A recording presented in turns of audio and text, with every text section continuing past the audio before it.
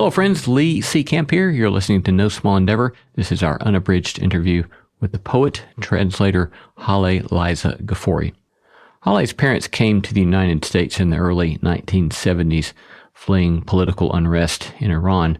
They came, she says, with 3 suitcases, 1 full of clothes and 2 full of books, thus cultivating in her, in time, a deep love for the poet Rumi.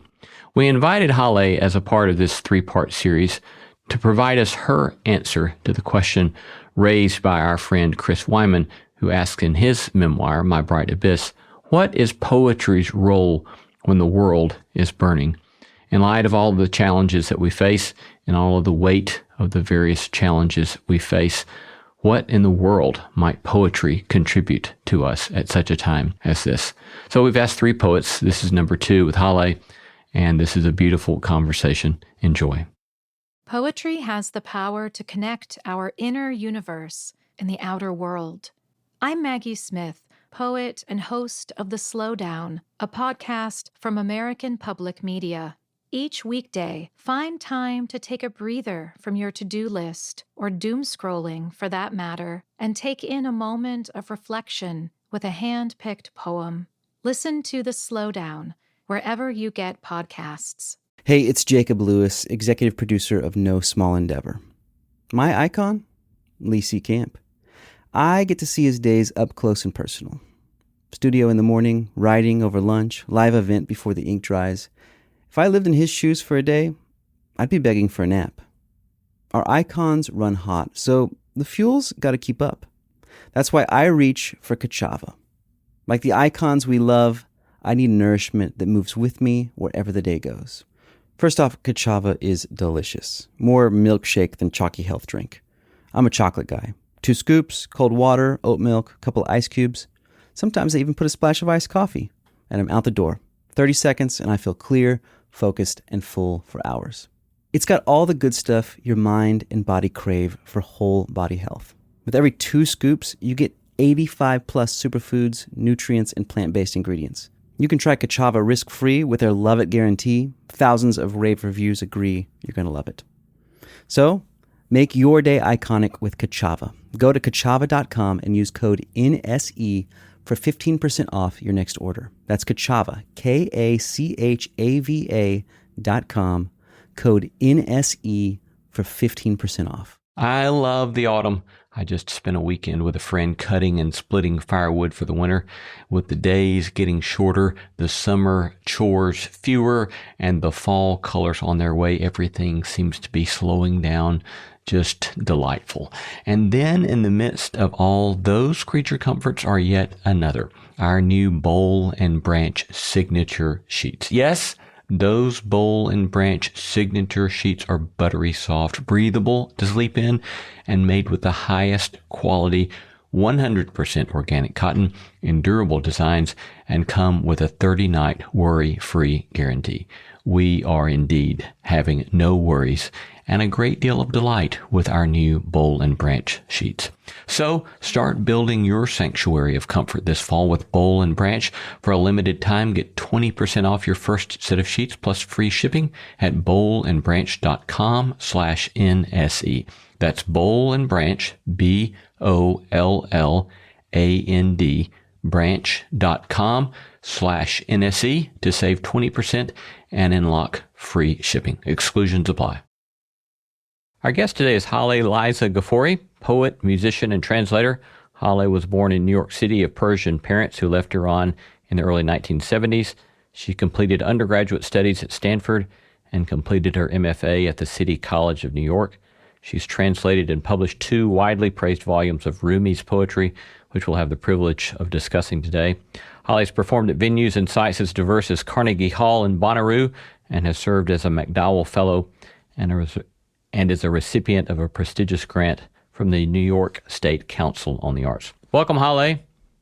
Thank you so much. It's nice to see you. Nice to see you, and so pleased to have you with us today. And we're especially pleased to have you with us in this series that we're doing, taking a riff on Chris Wiman. Chris is a friend of mine and a friend of No Small Endeavor.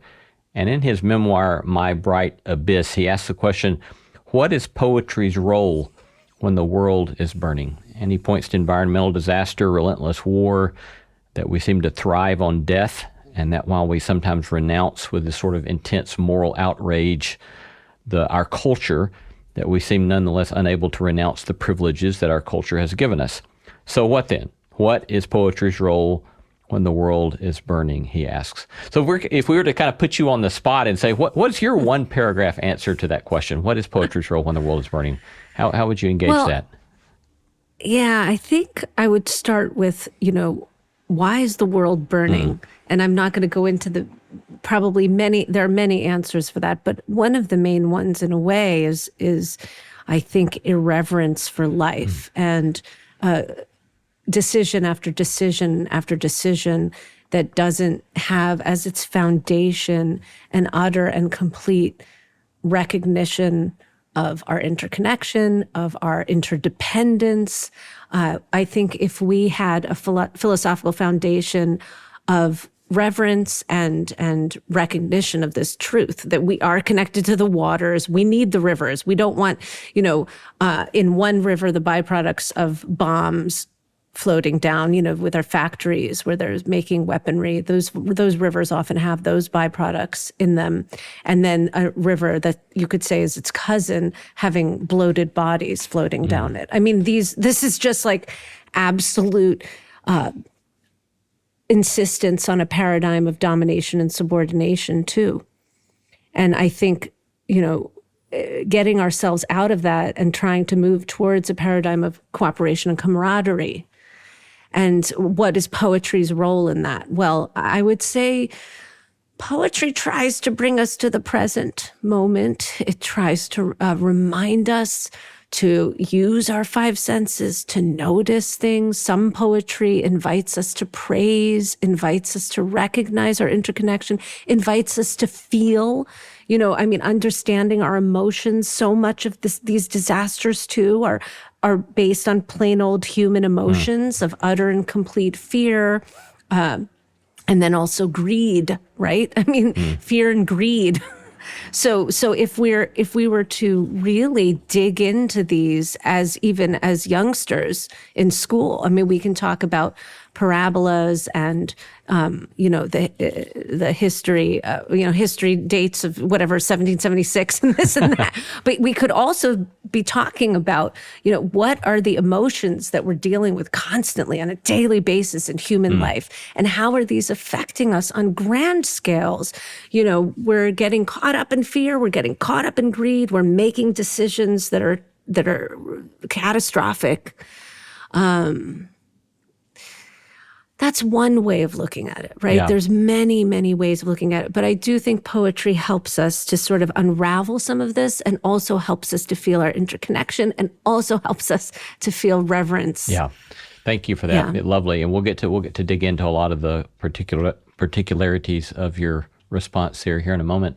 I'd like to kind of jump back to some of your autobiography and your own kind of experience, your familial experience. So your parents come to the United States in the early 1970s from Iran? That's right.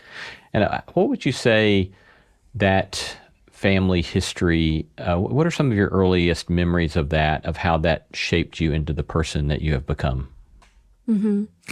Well, I was born in New York City, and my parents, as you said, came from Iran, and they had, as I say in the intro of one of the books, they had one suitcase of clothing and two suitcases of books. I love that. So they brought, I love that imagery.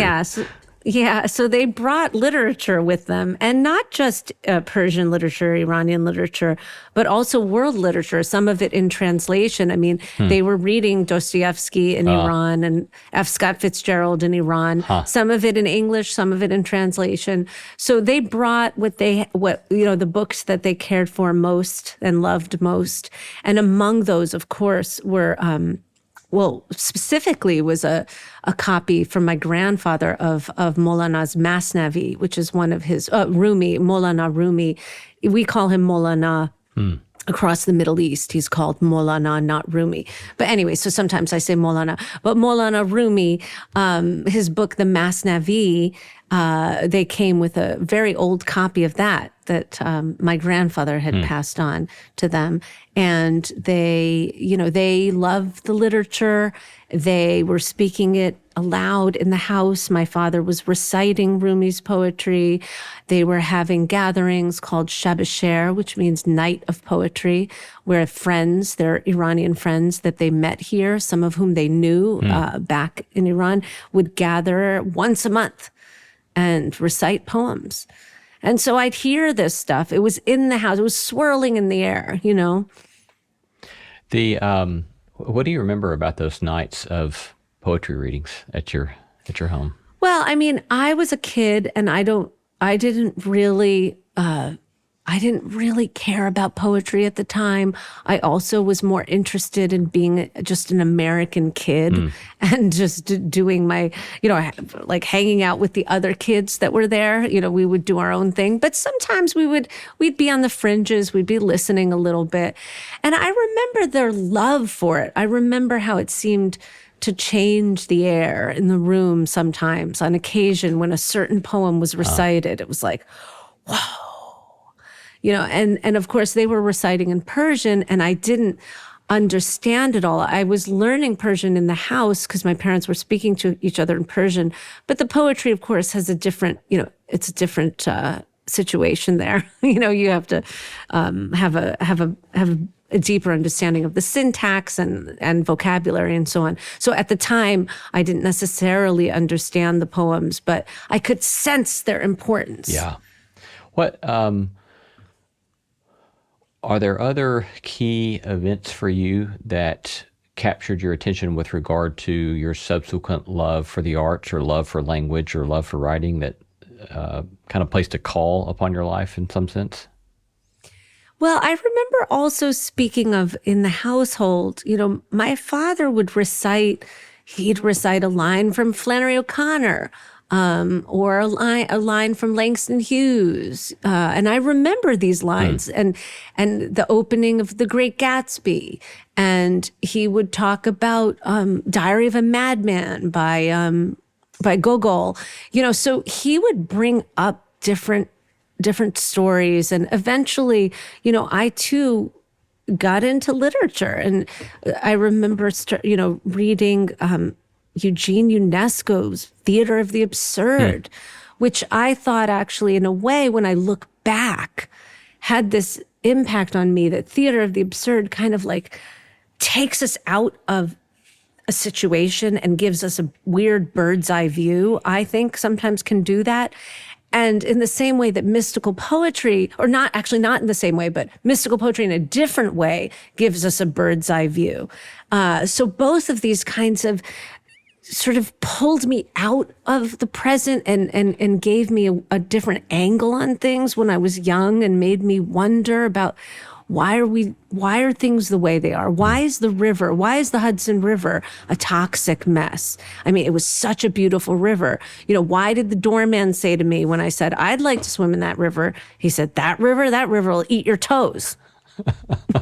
Right. And so I was a kid and I was like, wait, that's weird. I was able to sort of blip out and really hover above what was going on and think this is such a weird way of doing things, and also stories about, different types of, the bombings of Grenada, and the threat of the Russians or not threat of the Russians, or we're imagining it or we're not imagining it, or we're the threat, they're the threat, we're all the threat. I mean, at the end of the day, the enemy lies within as well, and it's like this constant sort of sense of X versus Y. I wondered about these things, and my father also wondered about them. And so the conversation at the kitchen table was oftentimes socio-political and literary. And so, I don't know, these things sort of came to mind a lot, How do you think that the complicated socio-political history of Iran and the United States has played into your psyche or your way of looking at the world? Yeah, that's a very good question. I mean, it strikes me that you kind of have at least at a minimum two huge realities that, the American Totally. imperialism and then a sort of religious fundamentalism in reaction to Yes. that American imperialism. Yes. But how has that resonated in you and your way of looking at the world? Yeah, that also gave me a sense that this is not really about X versus Y. Like it gave me a sense of they're not better and we're not better. We're both a mess. That's the sense I had. I mean, what I saw growing up was an excessive materialism that I wondered about also as a person growing up, and militarism, materialism and militarism. And I knew that there were proxy wars going on and stuff. My dad would talk about it and my mother would paint these things. I mean, my mother has a painting of a soldier chasing a little girl. And if you look at this painting, she painted in the 80s. It was a big painting. If you look at this painting, it looks like what's happening right now in Gaza. So it looks like what happened in Iraq. It looks like what happened in Afghanistan. So there was this awareness of materialism and militarism in America. And then in Iran, I was aware of a sense of tremendous corruption, restrictions on people's freedoms and so on and so forth. My mother, she wasn't, frankly, I mean, her father questioned whether she should get educated past 7th grade. And, he was very, very conservative.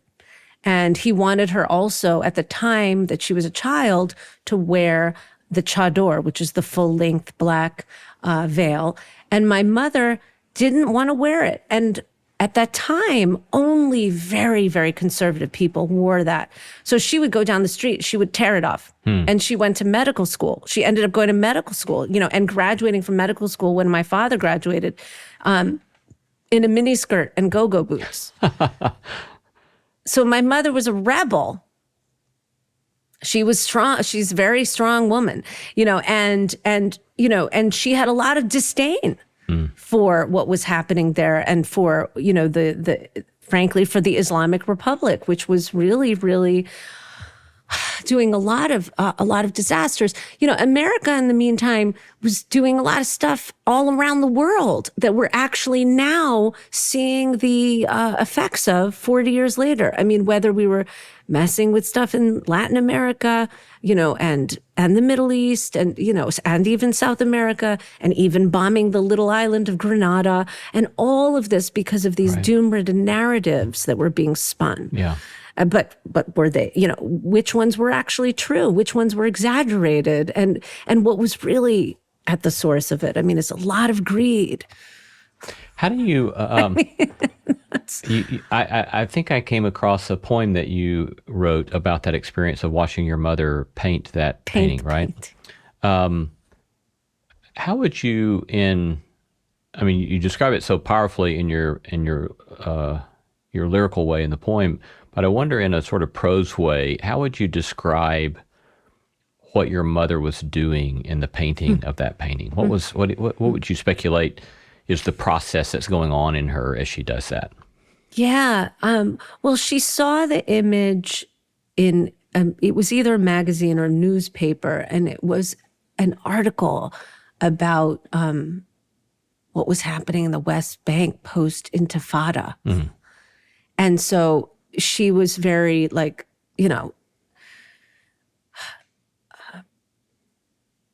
rattled by it, and she wanted somehow to get absurdity. Let's use the word absurdity, the absurdity of the situation onto the canvas, because here was a soldier chasing a little girl.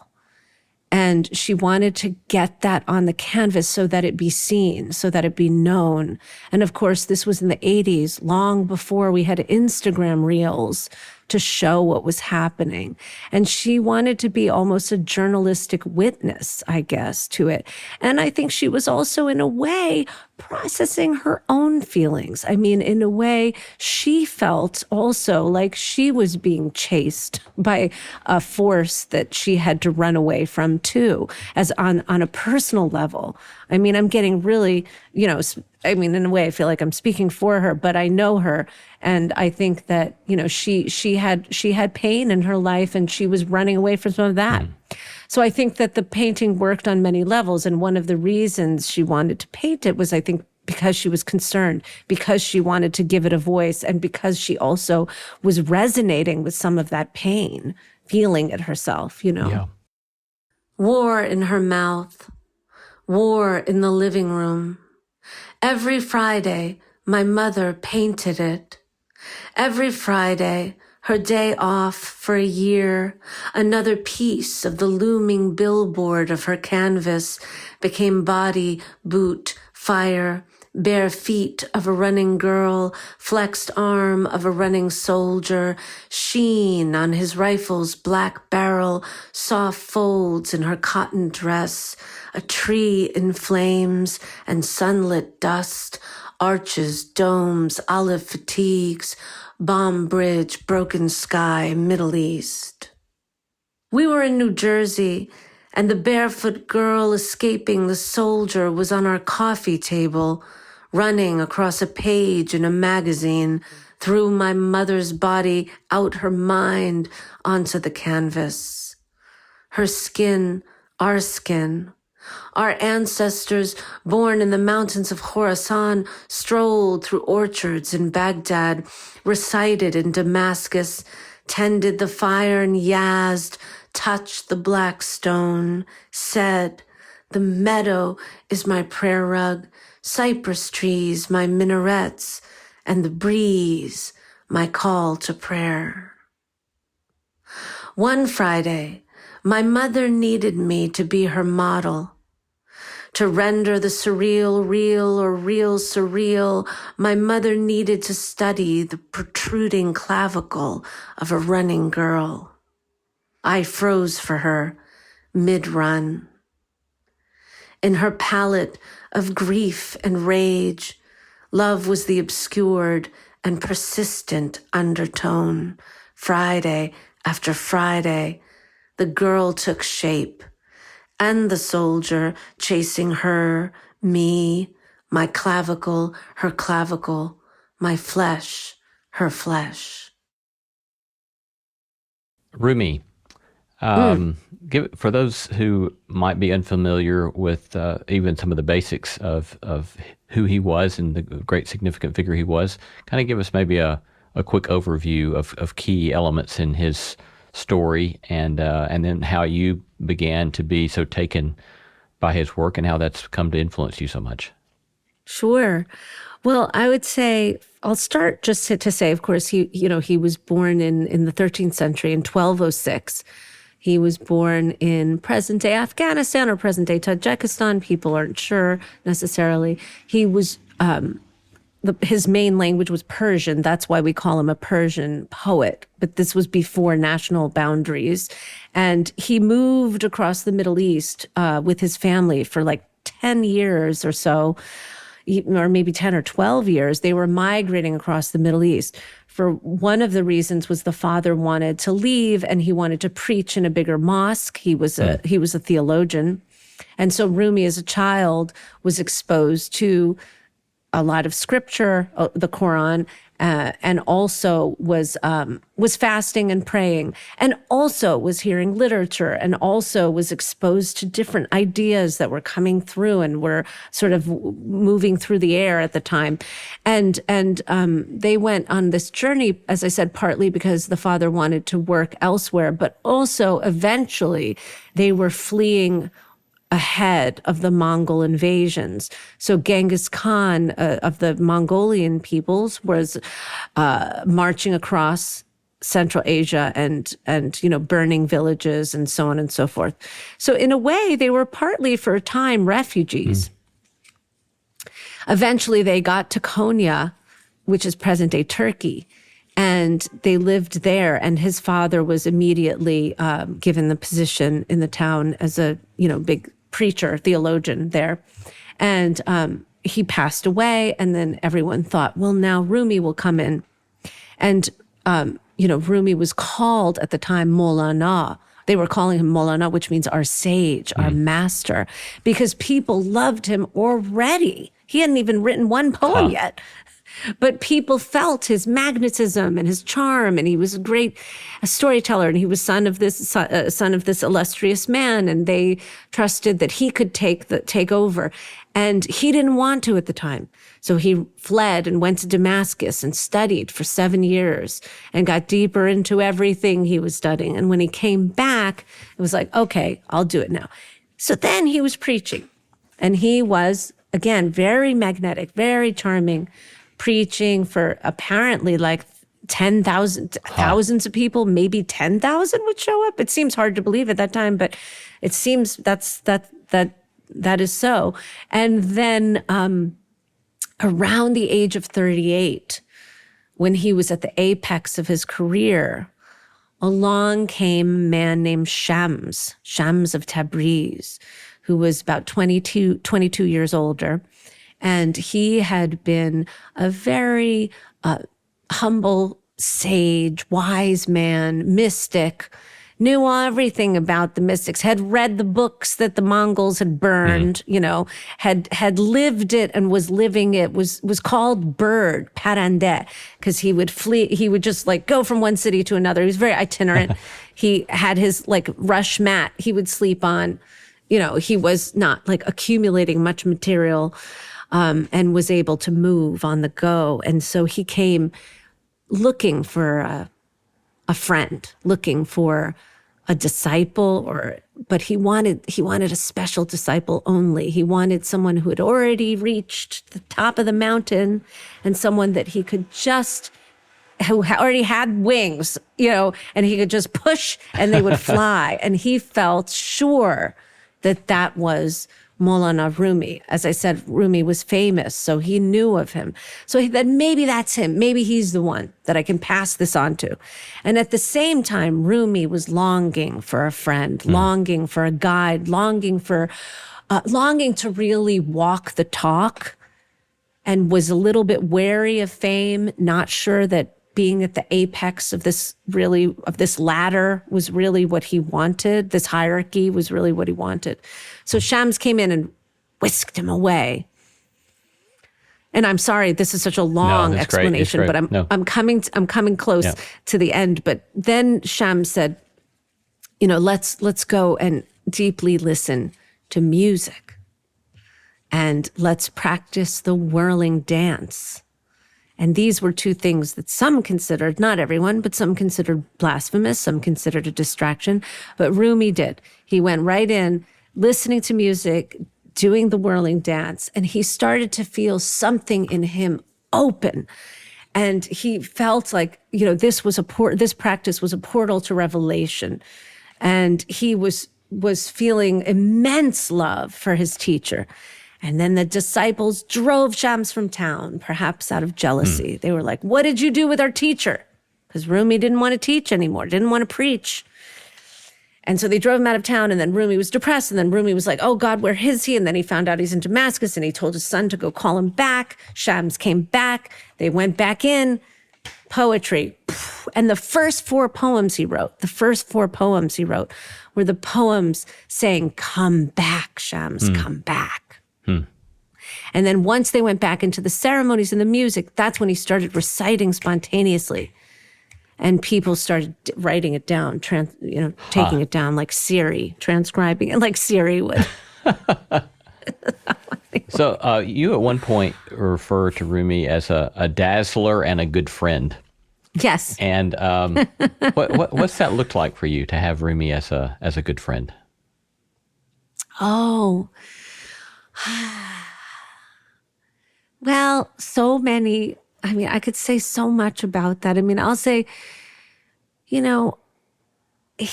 showed me that there was another way to use my mind, meaning my mind was was in a state of anxiety as a child and adolescent.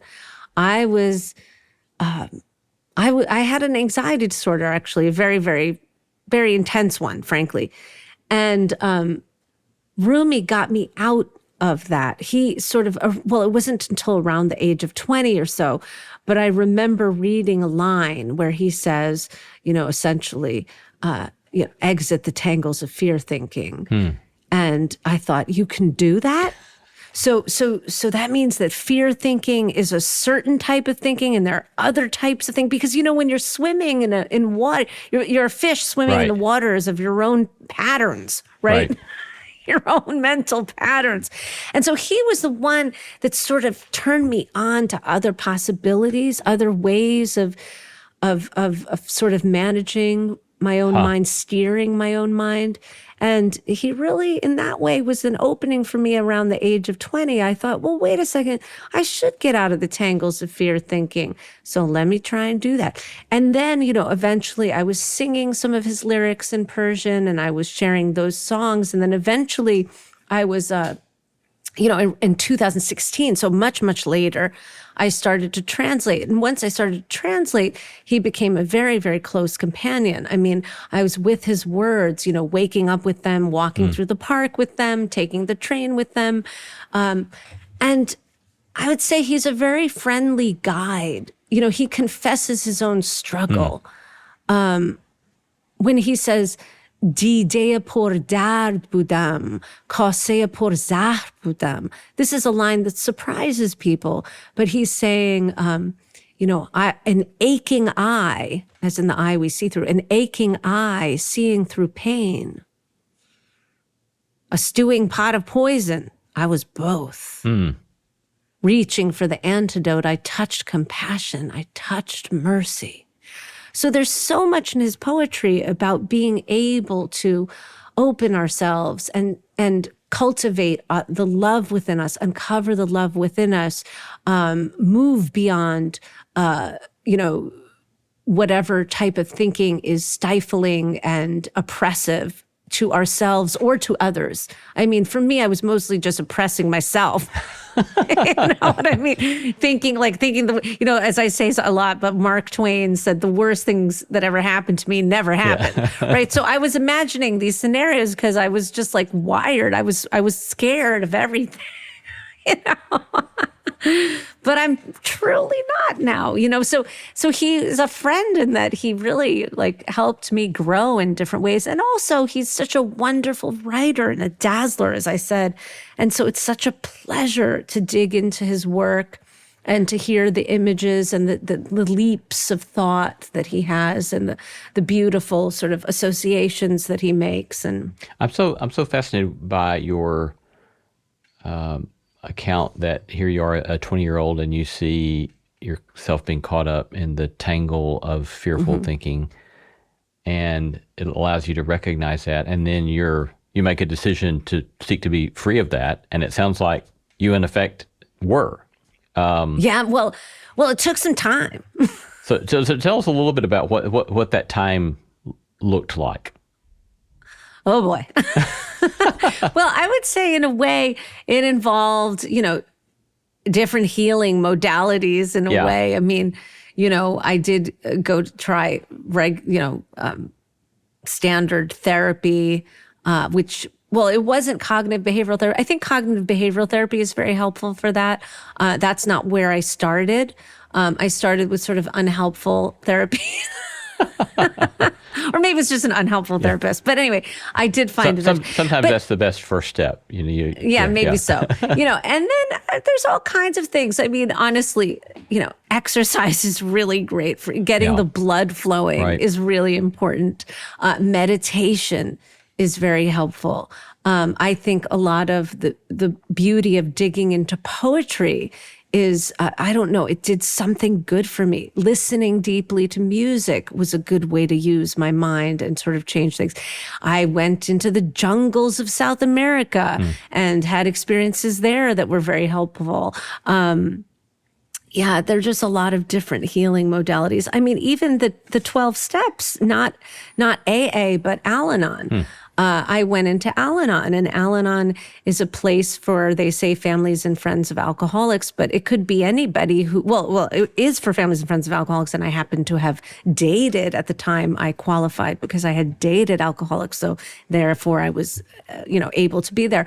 But it was like, there was a lot of emotional instability when I was a child, and so it mirrored that kind of situation. And then I sort of related there, and I found some relief there too.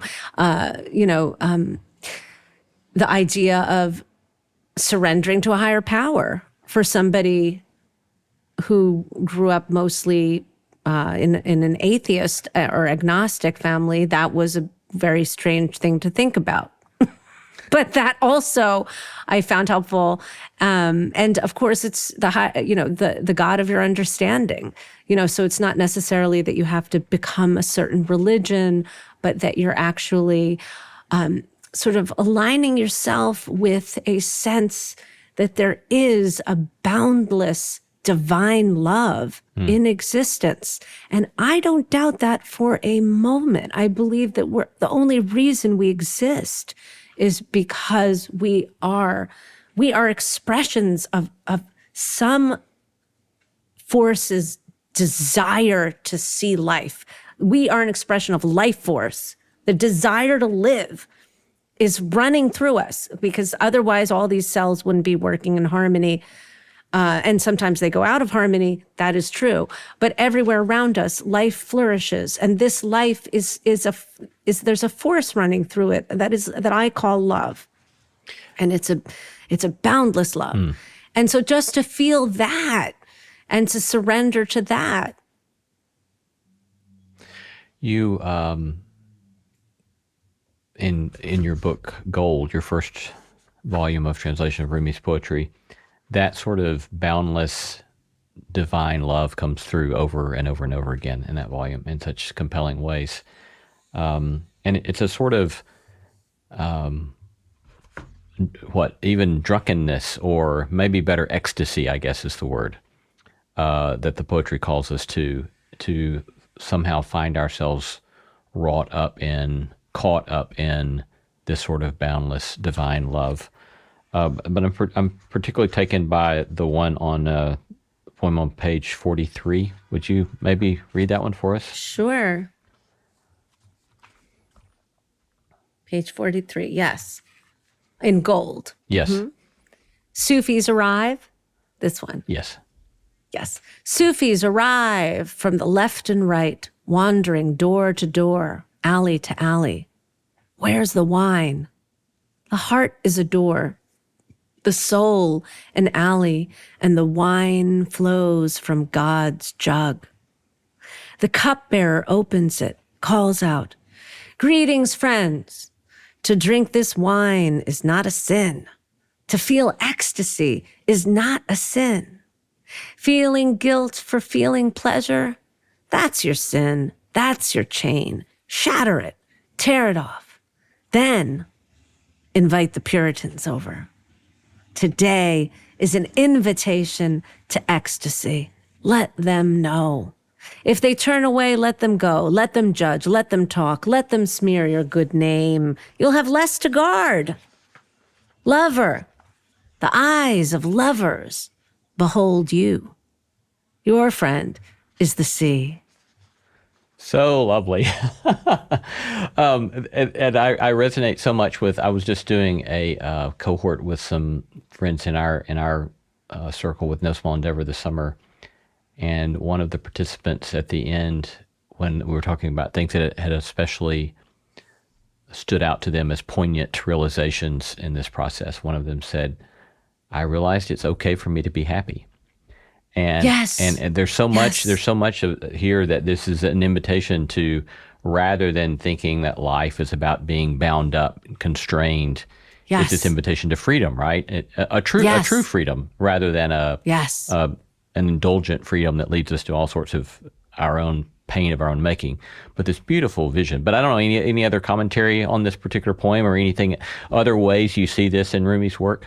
Yeah, well, I love what you just said, and I agree 100%. There's a constant moving through the work, a constant invitation to feel joy and to not feel shame for joy, not feel guilt for, for a deep pleasure. We're talking about the pleasure of being alive, allowing ourselves to tap into that, to taste that, to recognize that as a possibility, that it's not just about like getting things and possessing things, right? But that the mere experience of being alive, there is and can be a tremendous natural joy there. And the invitation to feel that, uncover it, and also, not feel shame for. I mean, there's another poem where he says, let's see if I can find it.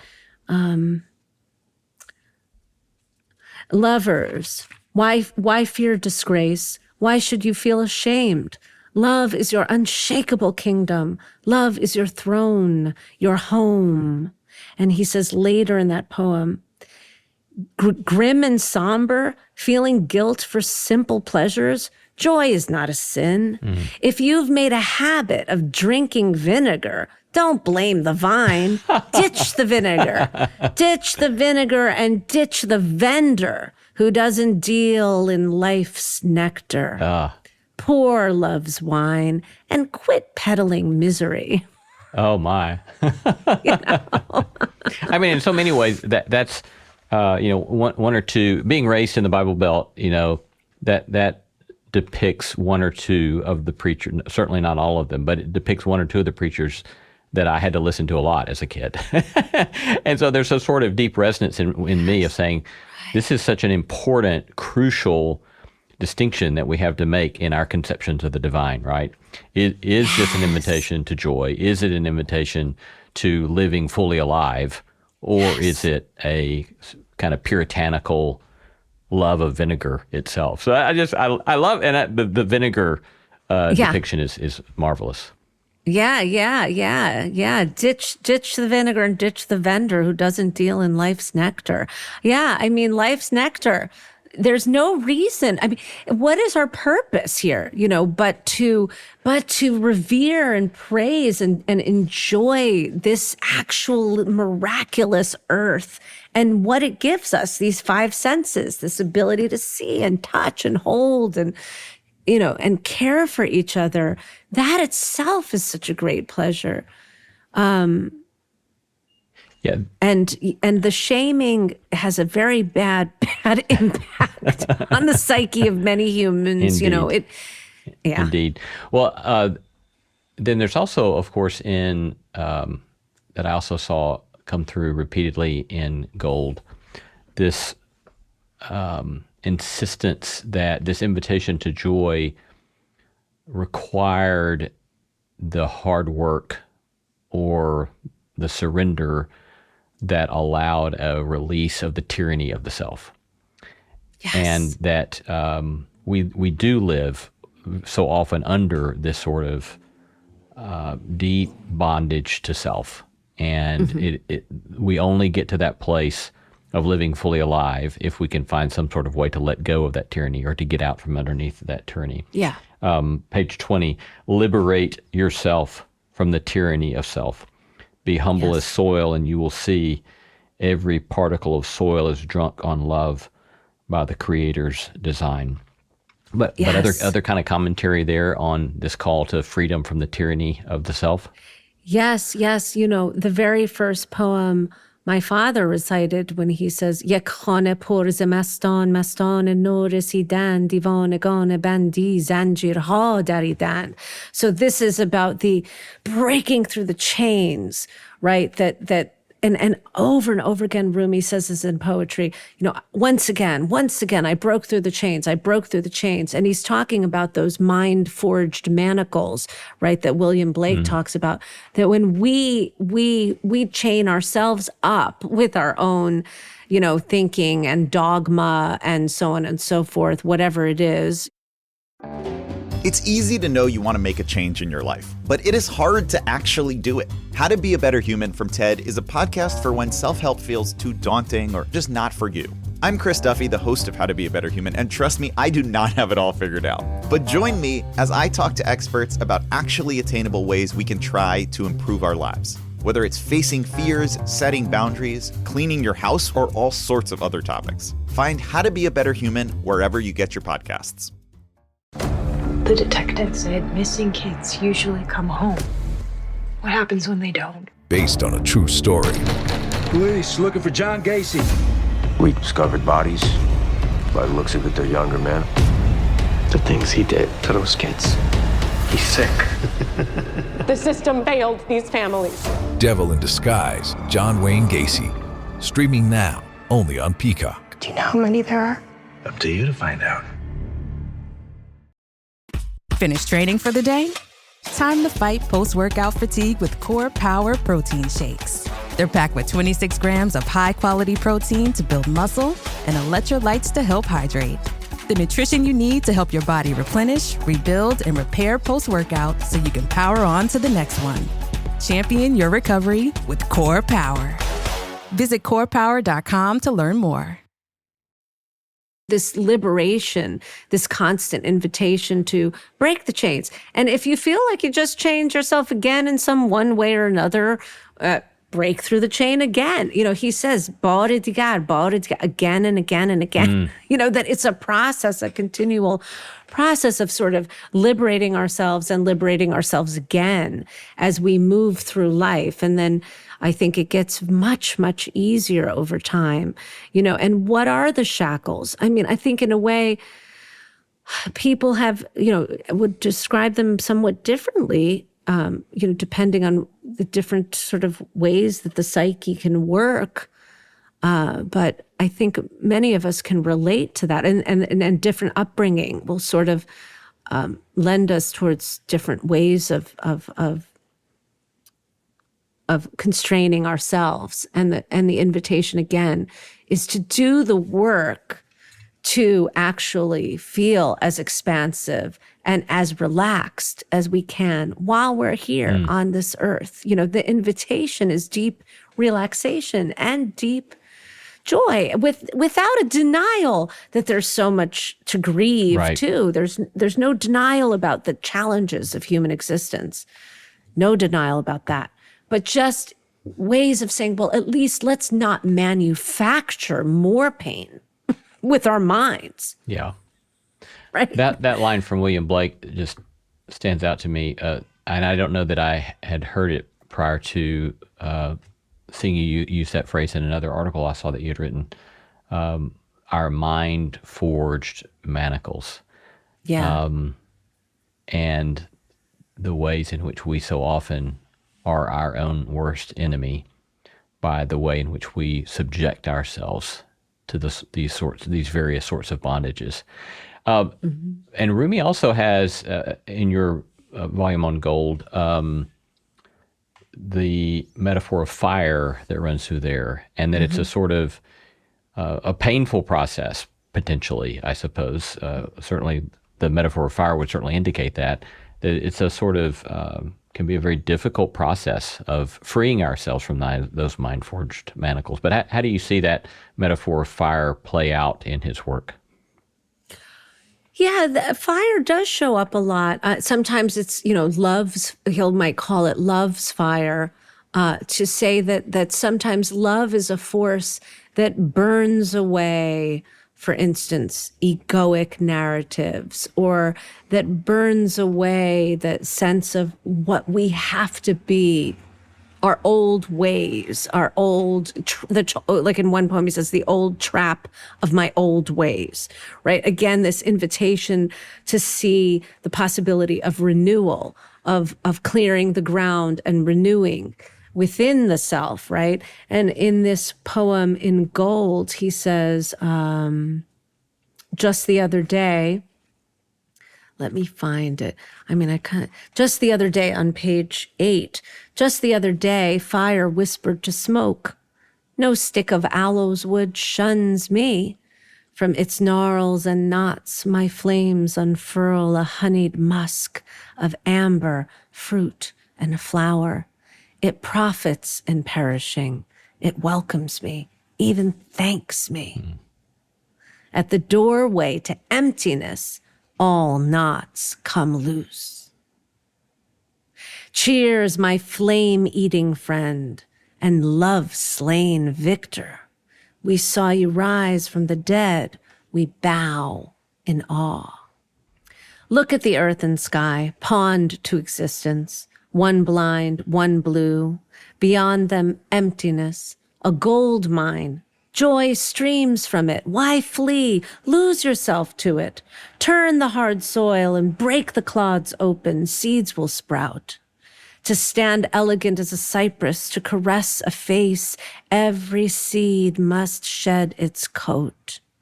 Churning and burning in the fiery gut, bread turns into soul and mind. What isn't transformed by fire is eaten up by envy. Smelt the gold and silver hiding in the rock, glimpse what can't be glimpsed.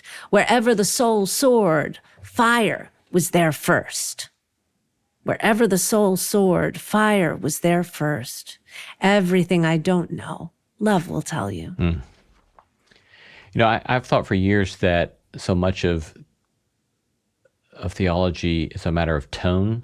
And I tell my students this sometimes, that any given phrase can have a fundamentally different meaning simply depending upon the tone that we use with it, right? And here you have, so often, both in the Hebrew Bible, in the New Testament, here in this passage from Rumi, we have very similar language about fire. And you can either see fire as this sort of wrathful, vengeful, I'll get you kind of God, or this is the way life is.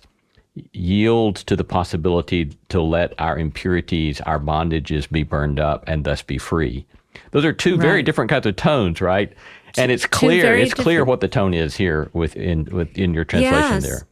Yes. And it's, it's the metaphor of, using these kinds of visions, because a lot of times also love, as we said, loves fire, and there's also water. A lot of times love is expressed as water, that's watering the ground within us and between us and allowing gardens to grow, right? So there's all of these sort of metaphors running through the work that can help us as we try to move through the challenge of human existence.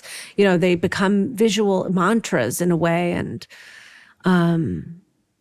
it's all about, really, the poetry is all about, in a way, helping us through this challenge of existence. Right. Well, and the very next poem in Gold has this call to learn to laugh. Yeah, I love that one. I was reminded of, there's some passage, I can't remember where it was, in Thomas Merton, where he talks about realizing this sort of place of spiritual maturity when he could learn to laugh at lascivious thoughts. And I just thought that's so helpful, right? Because again, going back to what you were saying earlier, rather than us beating ourselves up with this sort of shame-based kind of stuff, there's this sort of freedom in saying, isn't that funny? That's a crazy kind of thought. And instead I can just be free. And so I love this call to laughter that you have there. Yeah, me too. So clearly, with at least from the depiction of Rumi that I see here in you, the call to let go of ego, the call to let these fires of purification come over us so that we can live more freely, it's not merely an individualistic pursuit, but also a sort of social call, right? Yes. How would you elucidate that kind of link between this individual and social elements, facets of this work? Yes, I think that's a very important question, and I do believe that what's happening inside a person impacts what they do in the world, and when we have people taking the reins on the world, leading the world, who are they? What are they? What's going on with them psychologically? How are they doing? And then systems are created based on, the lust for dominion of a few, the greed of a few, right? We have systems based on this essentially. And so what are we doing? I mean, are we deciding at a certain point? Does humanity decide at a certain point? You know, we've lived like this for a long time, not our whole history, because there have been periods of much more peace and well-being than we've seen. So, are we going to allow a sort of psychotic patriarchal force to take over and over and over again in the world? Or are we going to allow a force that is saying to us, you know what, we're all interconnected. We're here on this planet for a finite time, all of us. We're not here for eternity. What are we here to do? But try to learn how to live in harmony and live well. This earth is so generous.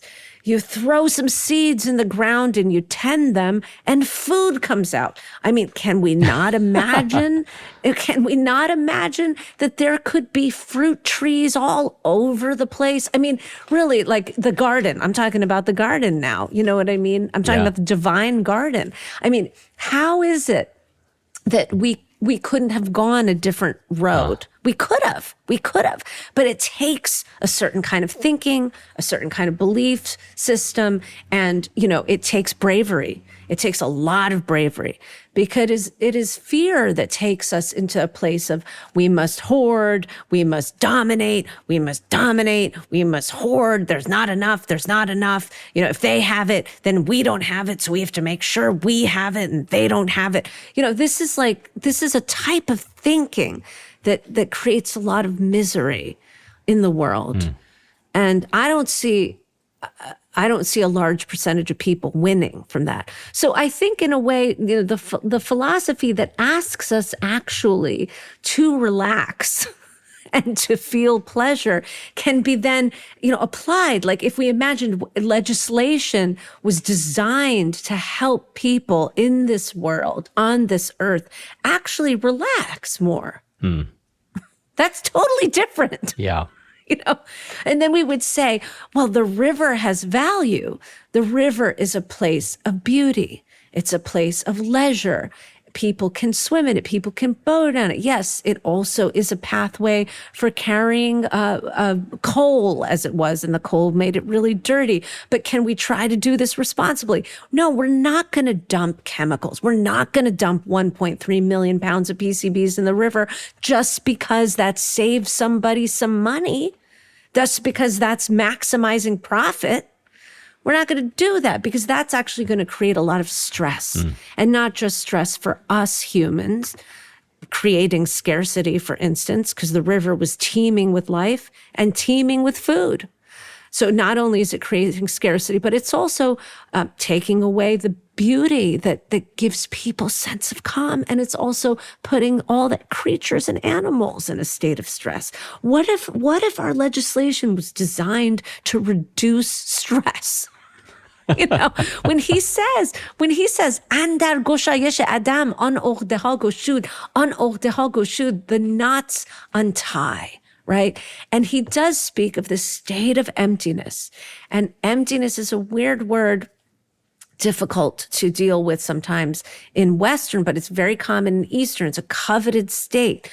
And this is the state, the silence in the mind, this sort of release from calculation and like over-obsession with calculation, with self-preservation, with these types of things, and allowing a sort of calm to overtake the mind, which is a soulful kind of state of being, where we can say, yes, things are scary. Yes, there are people who might try and harm us here or there. But if we create our entire system of living based on the idea that we have to be both on the defense and the offense, we make a mess of the world.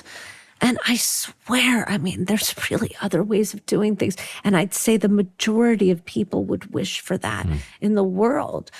So when he calls upon us to imagine this love, to feel this love within ourselves, it is then also to apply it in the world and to walk this world with that love, to imagine that perhaps legislation could reflect love. reflect love instead of reflect greed and fear. And to think that that's naive is unfortunate. It's not naive. It's just another option. It won't be perfect. Nothing is perfect. But certainly having legislation that reflects greed and fear, greed and fear, greed and hatred, us versus them, X versus Y, domination, subordination is the only way, that's going to make a mess. So, I mean, I'm repeating myself, but you understand how deeply I feel this and want this. Well, I mean, so going back to our original question from Chris Wiman, what's poetry's role when the world is burning? And one of the ways I hear you answering that is that it's to engender a new imagination, that a different world is possible. Yes. That's a beautiful way of putting it. And, Denise Levertov, coined the phrase, the imagination of doom and disaster. Right. And she said, we have this imagination of doom, which Rumi also talks about very, very clearly.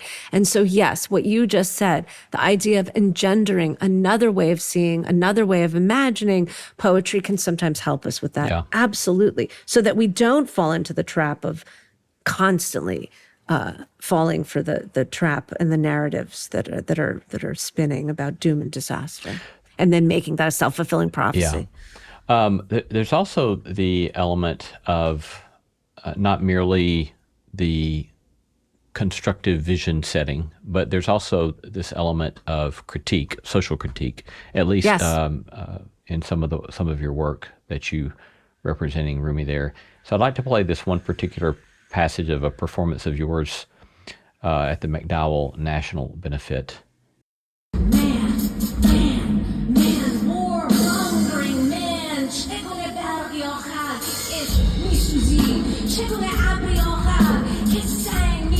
What kind of lightning are you? Setting farms on fire. What kind of cloud are you? Raining down stones. What kind of hunter? Caught in your own trap. Thief. Stealing from your own house. You're 60 years old, he says to the warmongers. You're 60 years old, you're 70 years old, and you're still uncooked. Still won't let love's flames near. Won't let them burn you up. Enamored, enthralled by stuff and status. Enthralled by stuff and status, the crown, the turban, the king's beard, thorns in your hand, but where is your flower? Gazing in the mirror, gazing in the mirror, gazing in the mirror, you tilt your hat like a crescent moon, but where is the light? Oh, not again, oh, garsati, bebori, zangi sheho, chebocha.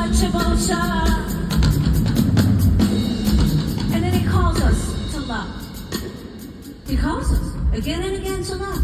And love takes many forms in Rumi's poetry, many forms.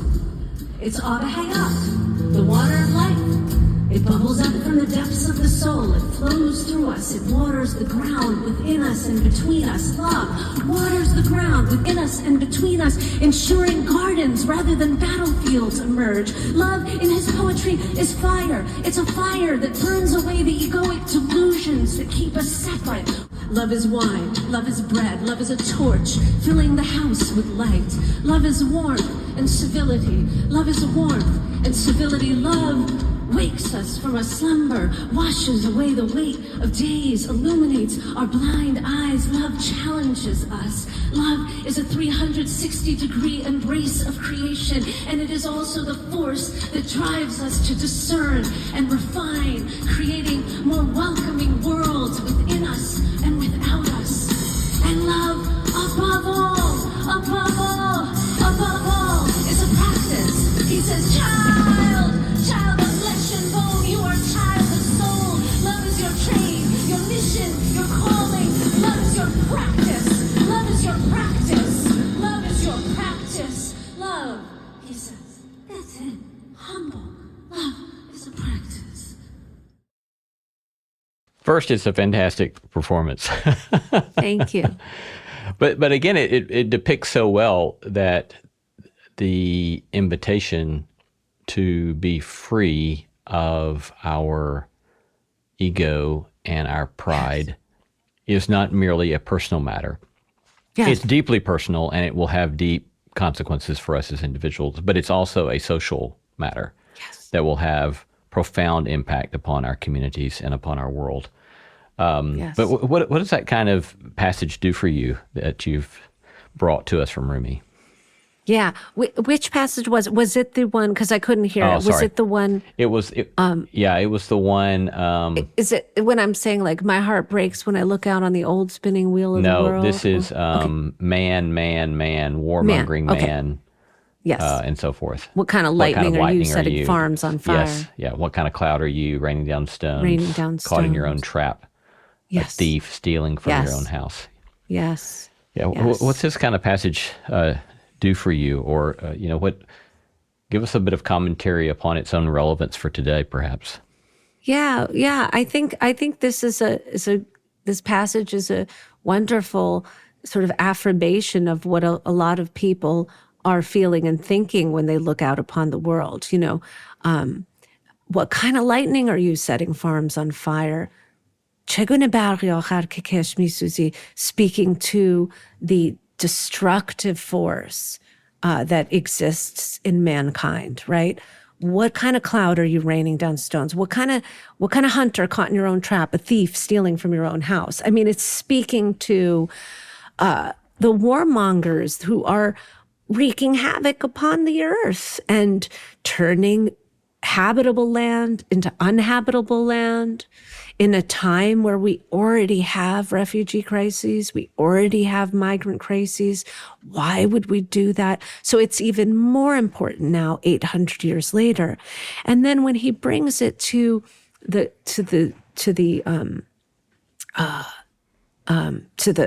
enthralled by stuff and status, he says, enthralled by stuff and status, the crown, the turban, the king's beard, thorns pricking your hands, and where is the flower, where in gazing in the mirror. I mean, he's speaking to the narcissism of leaders and people who are caught up in ego, who aren't actually seeing, what they're doing, or they don't maybe even care, because they're very self-serving and enthralled by stuff and status. So how do we exit this way of going about things? This is humanity's evolution.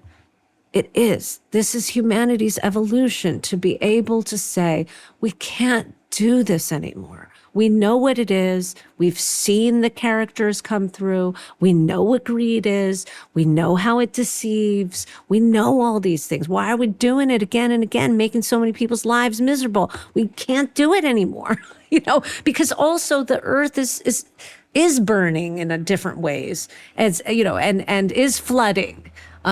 Climate change is real. And so in this time when there's so much crises, are we really also going to create more crises, or are we going to try to do the opposite and actually become humans that remedy and use our massive intelligence and massive hearts to create new ways and provide for this world, each other, put solar panels on rooftops, put gardens on rooftops, retrofit buildings. I mean, that's one tiny little thing, but clean up the rivers, clean up the oceans. Why are we worried about going to Mars right now? Clean up the ocean instead of going to Mars. This is a great planet. There's no, it's like cold as Antarctica, colder than Antarctica up there, and there's no oxygen. So that's a much bigger problem than what we have. So why not, put the time into this beautiful planet? Yeah. And why not flood the world with trauma therapists, to help people in all these conflict zones? And I mean it, Yeah. We have a lot of work to do. Yes. Yeah. Yeah. The awareness of the social impact of ego, pride, and greed. Yes, the invitation there in Rumi is not simply to stop at critique, right? It's not to get really, really good in poetry or whatever means of denouncing, but to judge for the sake then, or critique perhaps for the sake of then asking all of us the question, okay, what will you do? How will you show up? How will you show up? Yeah. So there's this one in one of your poems. It begins, whatever the ways of the world, yes. What fruits do you bring? Say scorpions, thorns, and snakes overrun the world. Even so, you're brimming with joy. Where is your garden? Take us to the flowers. Yes. That gives me chills. Yeah, it's beautiful. Mm-hmm. What sort of words of encouragement or what sort of words of challenge might you leave us with as we do in our own day and age see the world burning in its various ways, that you would want us to take with us? Yeah, I think one thing I'd like to say is it's important for us to step out of the bubbles that we may be in terms of information bubbles, and try to see what's being said over there, to understand at least what each other is hearing, and also perhaps to open our ears to another thought that actually might be more truthful. I think it's important to do that right now, particularly because we seem to have different truths running at the same time. And that's challenging. I mean, there's always multiple ways of seeing things, but if we're talking about this happened or that happened, and this happened this way or that happened, well, there are certain more accurate renditions of that. So seeking different information sources to sort of make sure that we're actually hearing as close to the truth as we can, I think is really important right now. I also think it's important for us to take good care of ourselves and to speak out, speak from our hearts, speak of our wishes for what we want to see in the world. Also help each other out on a local level.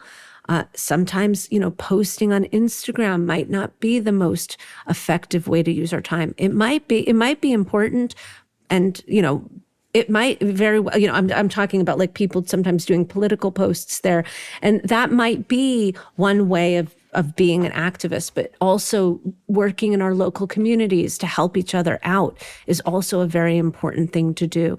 I'm thinking about also people living in flood zones and living in fire zones and what they're going through.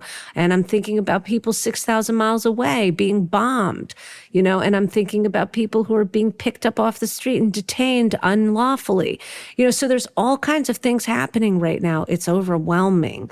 And so we could do what we can to try to help each other spread awareness and help each other out on a local level and spread awareness on a larger level, perhaps, and also, take care of our beings, and still enjoy our lives, cultivate our fruits. When he says, whatever the ways of the world, what fruits do you bring? It's also okay to take time and really, enjoy yourself, enjoy nature, enjoy the natural world, enjoy a book. I mean, whatever it is, I don't know. I'm not really a great advice giver. I don't know. I want us to be well. And so you have a right to be well. To all the people listening, you have a right to feel at ease and feel happy, as does everyone on this earth. And so hopefully we can help make that happen for us all.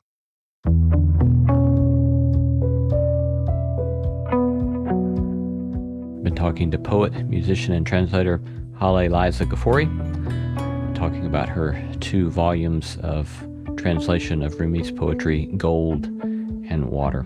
Haleh, thank you. This has been such a lovely conversation, and thank you for your beautiful work and generosity with your time with us today.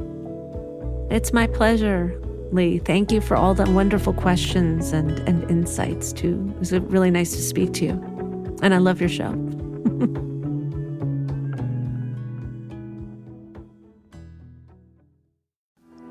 Why do we do what we do? What makes life meaningful? My name is Elise Lunan, and I'm the author of On Our Best Behavior and the host of the podcast, Pulling the Thread. On Pulling the Thread, I explore life's big questions with thought leaders who help us better understand ourselves, others, and the world around us. I hope these conversations bring you moments of resonance, hope, and growth. Listen to Pulling the Thread from Lemonada Media wherever you get your podcasts. Abercrombie Kids is bringing the cheer all holiday season. And winter break means it's time for new outfits that are both festive and comfy. The last thing they need? New cozy coats for every occasion. Celebrate the season with Abercrombie Kids in the app, online, and in stores.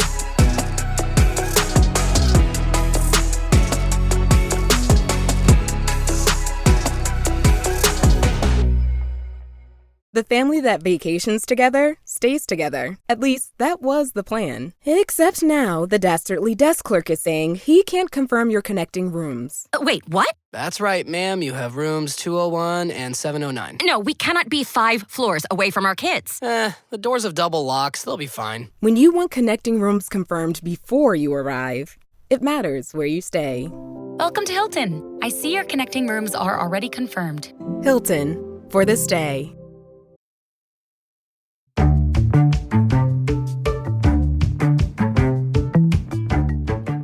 Our thanks to all the stellar team that makes this show possible. Christy Bragg, Jacob Lewis, Carrie Harmon, Jason Cheesley, Sophie Byard, Kate Hayes, Mary Evelyn Brown, and Audrey Griffith.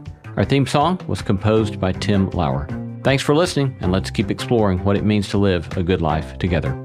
No Small Endeavor is a production of Tokens Media, LLC, and Great Feeling Studios. Hear that?